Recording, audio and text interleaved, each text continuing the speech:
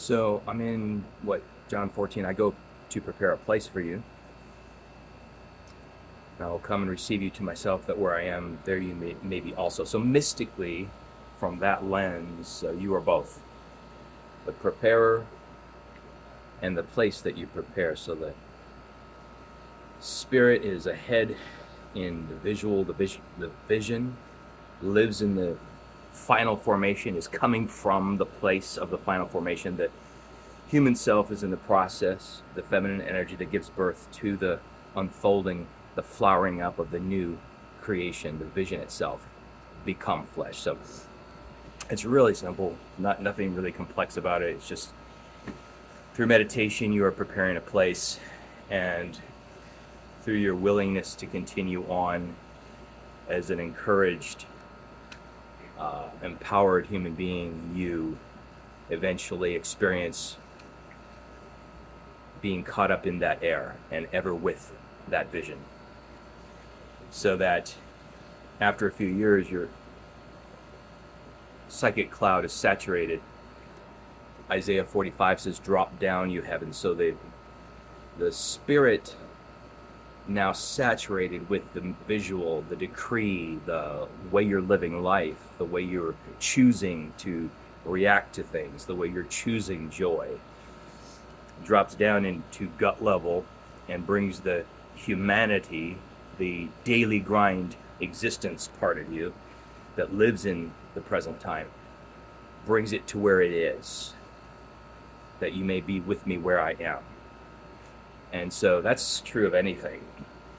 Go to medical school, eventually the daily grind catches up with the vision and you become a doctor.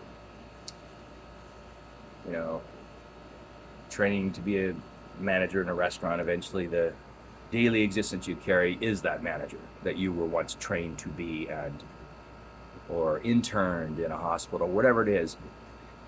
But in spirituality, the same applies. What we visualize, what we think on, perpetually, constantly fix our gaze upon a particular vision for an outcome, and then that outcome happens not just because of the visual, not just because of the burning passion for that vision, but also because the human is now coagulated with it. So there's Psalm 61.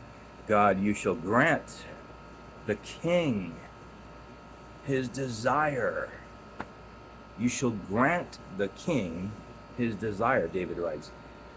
That is a transcending all truth, eternal truth, that the reigning principality, whether you're going back to the law of Moses, whether you're in grace that Paul and Jesus taught, whether you're in MLK, the activism of equality, the equal value placed upon all humans because of your burning love for all humans. No matter which visual it is, legalism, grace, or equality, no matter which visual, no matter which vision, eventually it goes down to gut level if you're faithful to it long enough, and brings the gut level part of you up into the heart. So the vision comes down to the heart. The gut level reality, the angst and the ecstasy of being human, comes up to heart level. And from the heart, this is the prepared place. And now it's no longer being prepared. That prepared place is now the habitation of your existence. However, I believe we are, as a collective, transitioning into a harmonizing effect. I always bring up Revelation 21, the bride descends to heal the nations, and that descending is where the tree of life is revealed, not in the ascension. In Ephesians, Paul writes, we're seated in heavenly places, but as spirit descends into social movements, into earthy places, the way it was in heaven. Okay, so there's the tree of life. Learning from that which is other, learning from people that are different from yourself, and that discernment of the light, that piece of light that is in people that are different from yourself. I think that's really the overturning of the tables of hierarchy, because we're transitioning into harmonization as we speak. It's going to take more and more effect. And as harmonization happens,